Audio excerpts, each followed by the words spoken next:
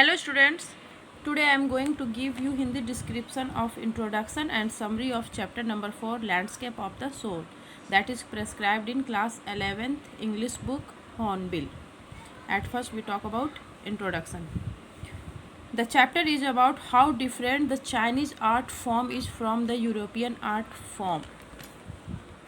Actually ये chapter जो है Landscape of Soul, it's about comparison between Chinese art form and European art form.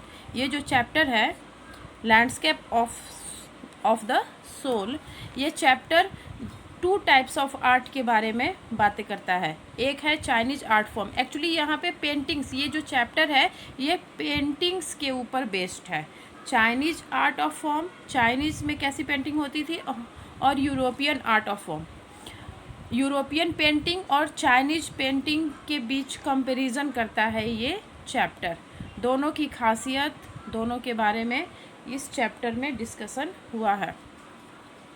This chapter is about how different the Chinese art form is from the European art form.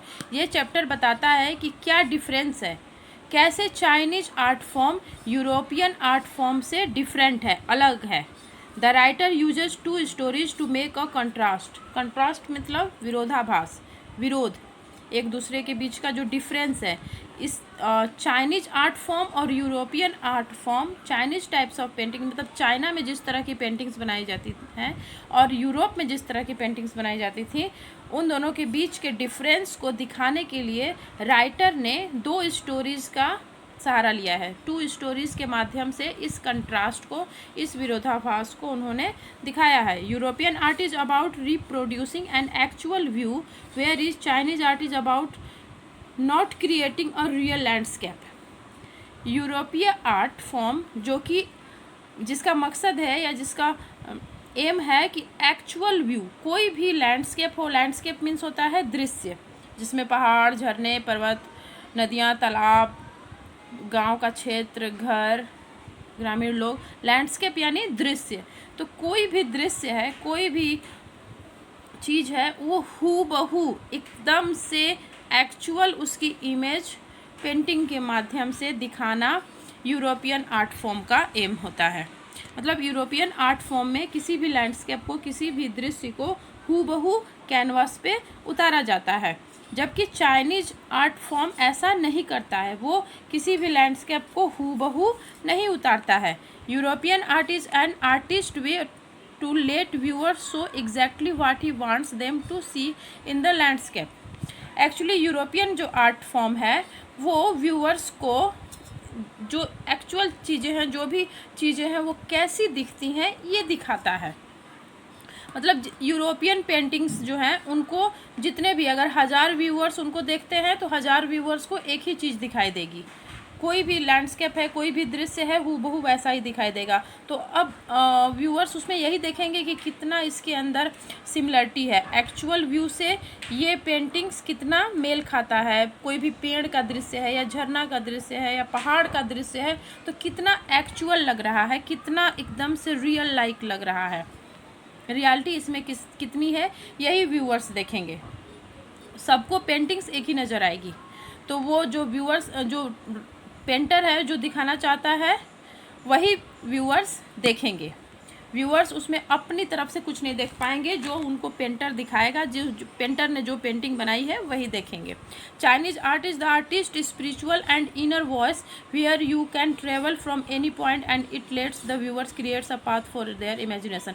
जबकि Chinese art form ऐसा नहीं है. अगर Chinese painting है तो उसको जितने, अगर 1000 व्यूअर्स देखेंगे तो वो 1000 ढंग से देखेंगे. उनको अलग अलग, एक व्यूअर को उस पेंटिंग के अंदर कुछ नज़र आएगा तो दूसरे व्यूअर को, व्यूअर यानी देखने वाले को, दूसरे देखने वाले को कुछ और नज़र आएगा. मतलब कि जो चाइनीज आर्ट फॉर्म है वो रियलिटी प्रोड्यूस नहीं करता है, रियलिटी नहीं दिखाता है. जो कोई भी चीज़ है, पहाड़, झरना, जो भी लैंडस्केप है, एक्चुअल में कैसा दिखता है वो चाइनीज आर्टिस्ट नहीं बनाता है. वो व्यूअर्स को मौका देता है कि आप इसको, इस पेंटिंग को अपने नज़र से देखो. व्यूअर्स उसको अपने नज़र से देखेंगे. एक तरह से वो स्पिरिचुअल, चाइनीज आर्ट फॉर्म जो है स्पिरिचुअल आर्ट ऑफ फॉर्म है, स्पिरिचुअल पेंटिंग है. उसको एक व्यूअर के दिमाग में उस समय जो चीज़ चल रहा होगा, या एक व्यूअर की, दर्शक की जितनी समझ होगी, जितनी उसकी इंटेलिजेंसी होगी, उसके आधार पे वो उस पेंटिंग को देखेगा और उसके आधार पे उस पेंटिंग को जज करेगा। मतलब जिसकी जैसी सोच होगी, Chinese art form, Chinese painting उसको वैसी दिखेगी। जबकि यूरोपियन पेंटिंग ऐसी नहीं होती है। यूरोपियन पेंटिंग में एक एक्चुअल सीनरी पेंट की जाती है, एक्चुअल सीनरी दिखाई जाती है और सारे व्यूअर्स को एक ही सीन दिखाई देगा। अब बस वो उसमें बस यही देखेंगे कि कितना ये रियल थिंग से सिमिलर है। जबकि चाइनीज आर्ट फॉर्म हर व्यूअर्स को उस पेंटिंग को अपने ढंग से देखने का मौका देता है। जिसकी जिसकी सोच होगी, उस पेंटिंग में उसको वो चीज़ें नज़र आएगी, वो उस पेंटिंग को उस नज़रिए से देखेगा। स्पिरिचुअल टाइप ऑफ पेंटिंग होती है, जैसे कि आजकल के मॉडर्न आर्ट हैं। पहले यूरोपियन आर्ट फॉर्म ऐसा ही होता था, एक्चुअल सीनरी दिखाता था। मगर अभी यूरोप में और भारत में भी जो मॉडर्न आर्ट के नाम पे जो मॉडर्न आर्ट होती है पेंटिंग्स में, वो ऐसी होती हैं। क्लियर नहीं समझ में आता है, सिर्फ कलर्स के कॉम्बिनेशन होते हैं, मगर जिसकी जैसी सोच होती है उस हिसाब से उस पेंटिंग को वो लोग इंटरप्रेट करते हैं।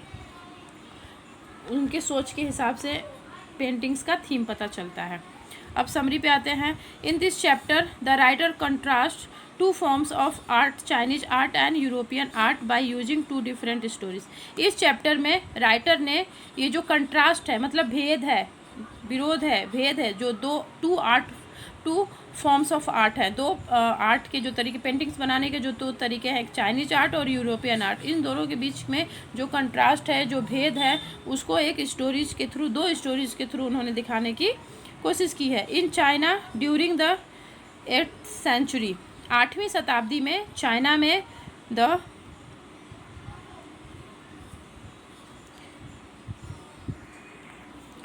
Tang emperor Xuanzong commissioned a painter Wu Duozi to decorate a wall in the palace। 8वीं शताब्दी में उस समय के जो राजा थे जुआनजोंग, एक पेंटर जिसका नाम होता है ऊ डाओजी, उसको एक वॉल, एक पूरी की पूरी दीवार को, पैलेस की, राजमहल, अपने राजमहल के एक दीवार को डेकोरेट करने का आदेश देते हैं। When upon seeing the wall painting, the emperor started noticing the outer appearance of the painting, but the painter drew his attention to a cave at the foot of the mountain।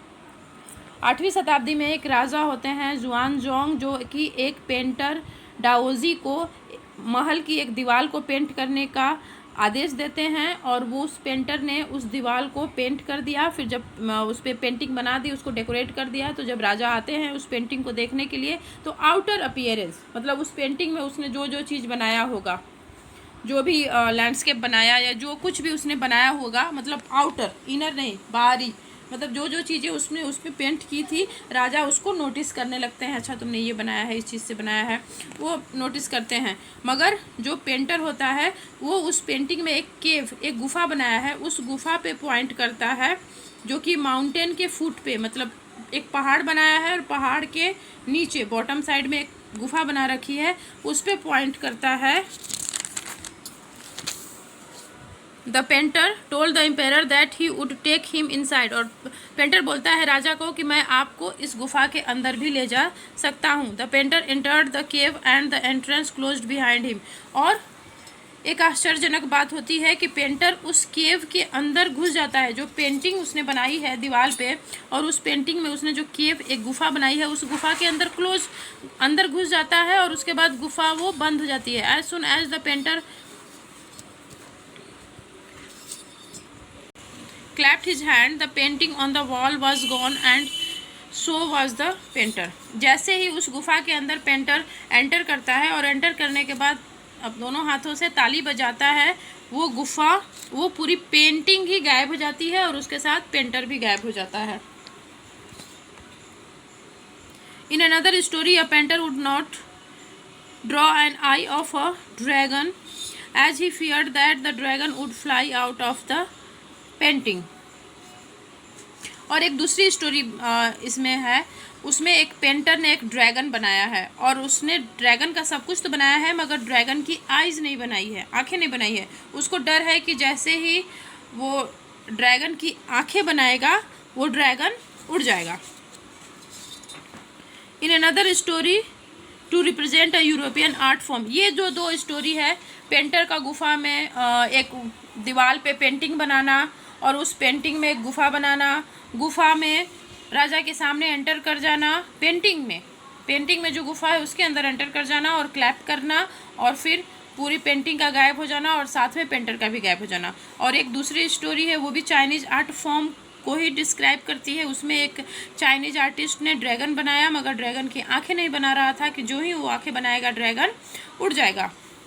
ये दो story है Chinese art form को दिखाने के लिए। तीसरी जो story है वो यूरोपियन आर्ट फॉर्म को दिखाने के लिए है। इस यूरोपियन आर्ट फॉर्म वाली स्टोरी में है एक black Smith, a master black Smith falls in love with a painters daughter. Black Smith होता है जो लुहार है, लोहे का काम करता है, वो एक पेंटर्स की डॉटर से प्यार करने लगता है।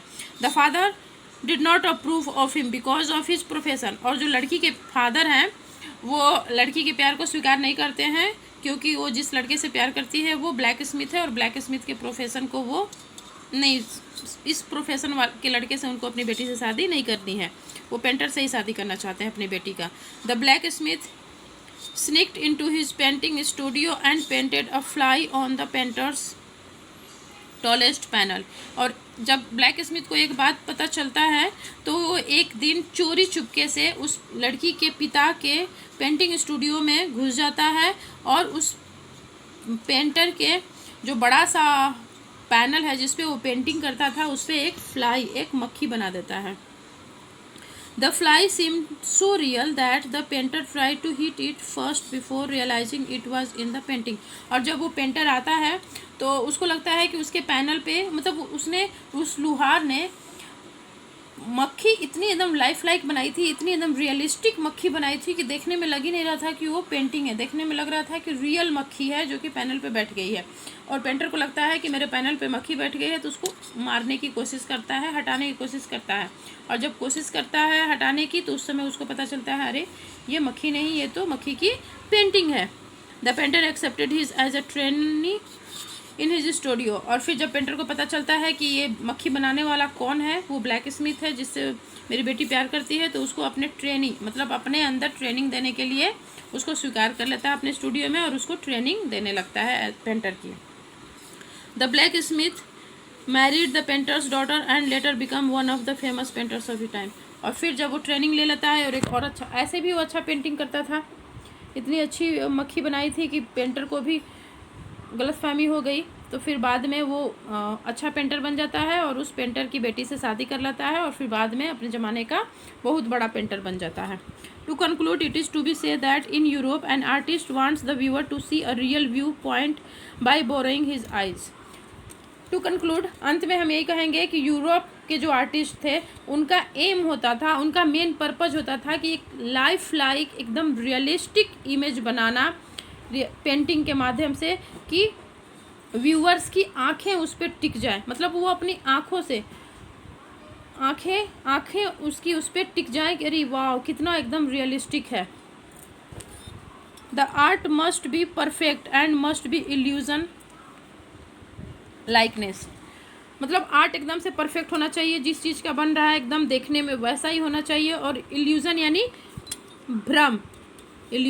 भ्रम, और रियल होने का भ्रम पैदा करे, जैसे कि मक्खी की पेंटिंग ने किया। Where is in China the artist does not paint a real one but uses his inner and spiritual voice to create an abstract piece.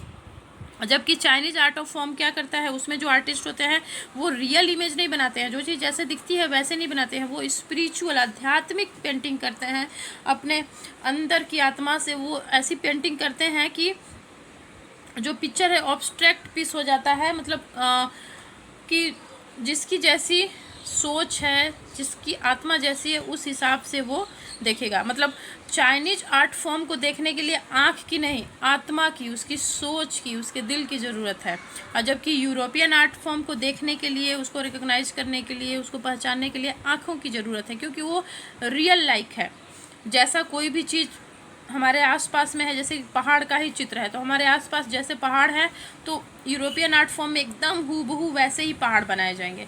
तो उसके लिए आत्मा की ज़रूरत नहीं है, आँख से ही हम देख के कंपेयर कर सकते हैं कि हाँ ये पेंटिंग की जो बनाया गया जो पहाड़ है, पेंटिंग में बनाया गया पहाड़, वो एकदम से रियल पहाड़ जैसा लग रहा है, या कोई भी लैंडस्केप बना है। और जबकि चाइनीज आर्ट फॉर्म में ये सब चीज़ें ऐसी नहीं बनती हैं कि जो लगे कि हाँ एकदम रियल में ऐसी ही होती हैं। उनको देखने के लिए आपको आपको बाहरी आंखें की ज़रूरत नहीं है, अंदर आत्मा की आंखों से आप उनको देखोगे और समझोगे। यानी कि यूरोपियन आर्ट फॉर्म के आर्टिस्ट को व्यूअर्स की, दर्शक की आंखों की ज़रूरत है, वो आंखों को कैच करना चाहता है। और चाइनीज आर्ट फॉर्म के जो आर्टिस्ट हैं वो दर्शक के दिल को कैच करना चाहते हैं। The viewer can enter the painting from any point and can travel according to his own imagination. Chinese art form में क्या होता है कि व्यूअर्स कहीं से भी पेंटिंग के अंदर घुस सकता है और अपने इमेजिनेशन, अपनी कल्पना से घुस सकता है। इट मीन्स नॉट कि पेंटिंग के अंदर घुस जाएगा उस पेंटर की तरह और गायब हो जाएगी पूरी पेंटिंग। वो एक सिंबॉलिक स्टोरी है, जिसका मतलब है कि वो पेंटिंग ऐसी थी कि जिसको अपनी आँखों से नहीं हम रिकॉग्नाइज कर सकते थे, उसको अपनी अंतरात्मा की आँखों से उस पेंटिंग में ट्रैवल कर सकते थे, घूम सकते थे, अपनी अंतरात्मा की आँखों से उसको रिकॉग्नाइज कर सकते थे। चाइनीज आर्ट फॉर्म में ये होता है, हम अपनी मतलब हमें जो चीज़ें उसमें अच्छी लगेगी, जो हमारी समझ से हमें लगेगा कि हाँ ये चीज़ की पेंटिंग है, क्लियर नहीं पता चलेगा कि ये क्या है। हमारी जैसी सोच होगी उस हिसाब से वो पेंटिंग हमें देखने में लगेगी। The artist wants the viewer to enter his mind and create a path of his own.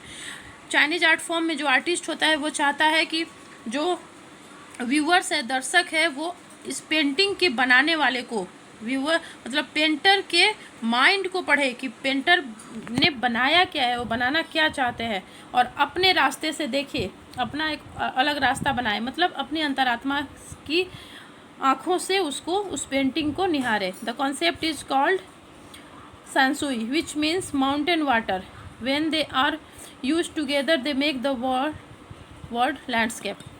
Chinese art form में इसको सैंसुई कहा जाता है। इस आर्ट फॉर्म को, जिसमें जो पेंटिंग होती है रियल लाइक नहीं होती है, रियलिस्टिक नहीं होती है, इल्यूज़न नहीं क्रिएट करती है किसी रियल चीज़ का, ये एक तरह से स्पिरिचुअल होती है। और सेंसुई का चाइनीज में अर्थ होता है माउंटेन वाटर, पहाड़ का पानी। और जब ये माउंटेन वाटर, सैंड माउंटेन, सुई वाटर, और जब ये माउंटेन और वाटर दोनों मिलते हैं तो वर्ड बनता है लैंडस्केप। Okay, clear.